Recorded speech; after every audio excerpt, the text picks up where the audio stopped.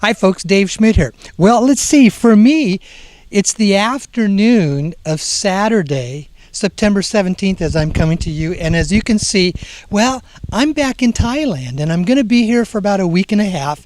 And I've been invited to come back here again by the gentleman that I had mentioned to you a couple of weeks ago. His name is Jason Hill with the Jason Society.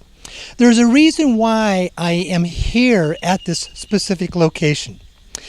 If you have heard me say over and over and over again without sounding like a broken record, I've always said it's about following the money.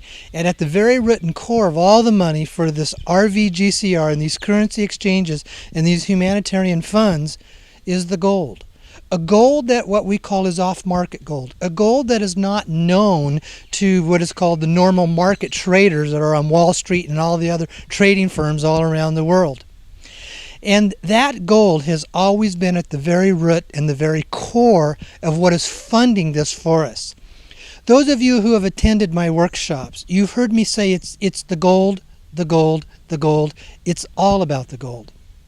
Well, there's a reason why I'm at this specific location. But before I get into that, I'm going to talk about two parts in this video message today. One is the location that I'm at, and the second one is the guest that I'm going to have on my radio program this coming week in conjunction with this video. First of all, most of us know, or we have been told and taught, that the largest gold resource is what we call the in-the-ground gold is in South Africa.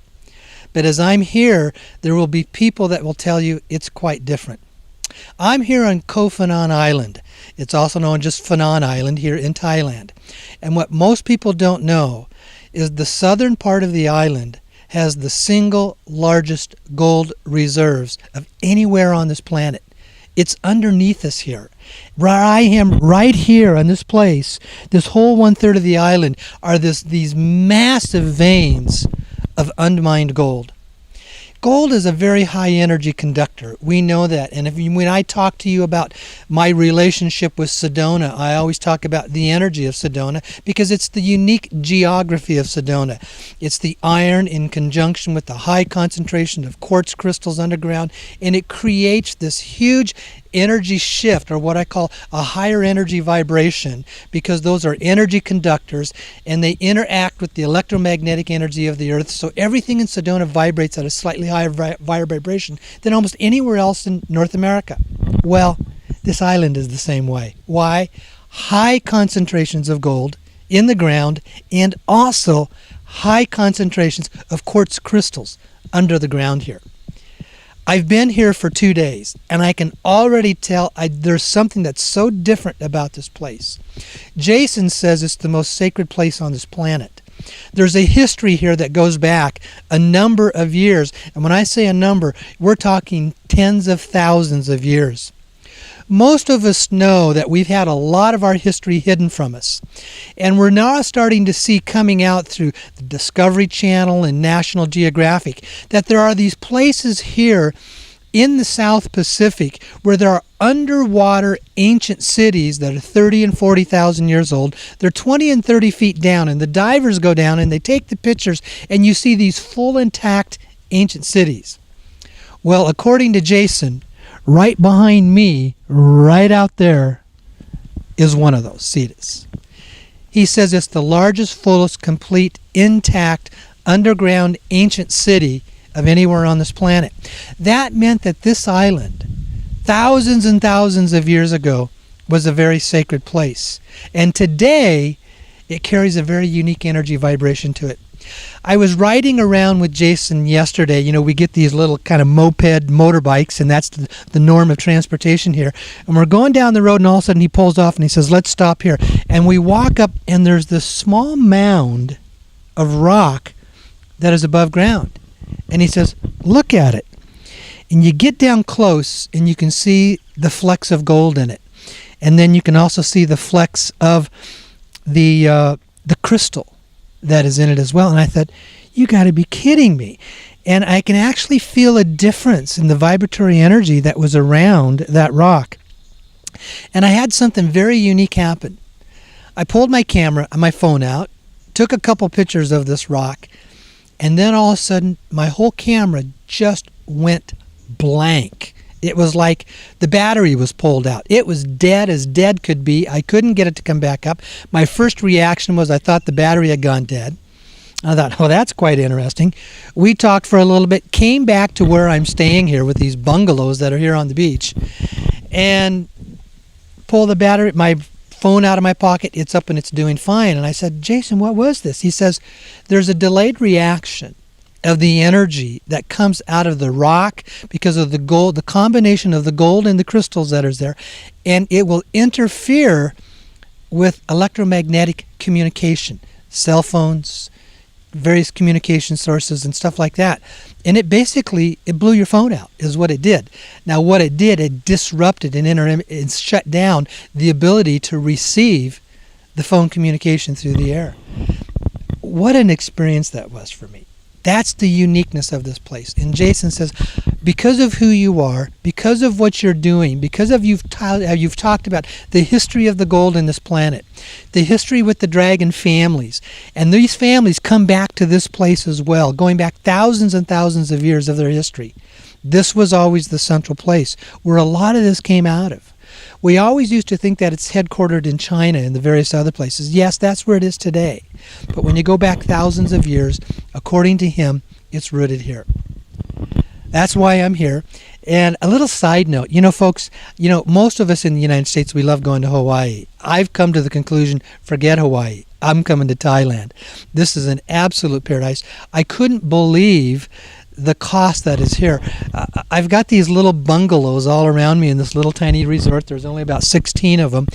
And we can stay here for only $20 a night, and they're just as good as many hotel rooms that I'd be paying $100 and $150 a night for in the United States. So it's just, and then you can see the beaches right there behind me.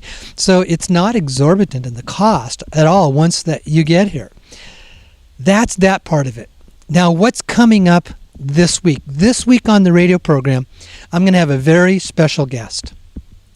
I've always talked about that I knew the source of the funding. Now we're talking about real dollars in real bank accounts that was going to fund our exchange, and how it was primarily focused on the issue of humanitarian aid projects. There has been one primary source of that money, and that is what is called the Rodriguez Trust.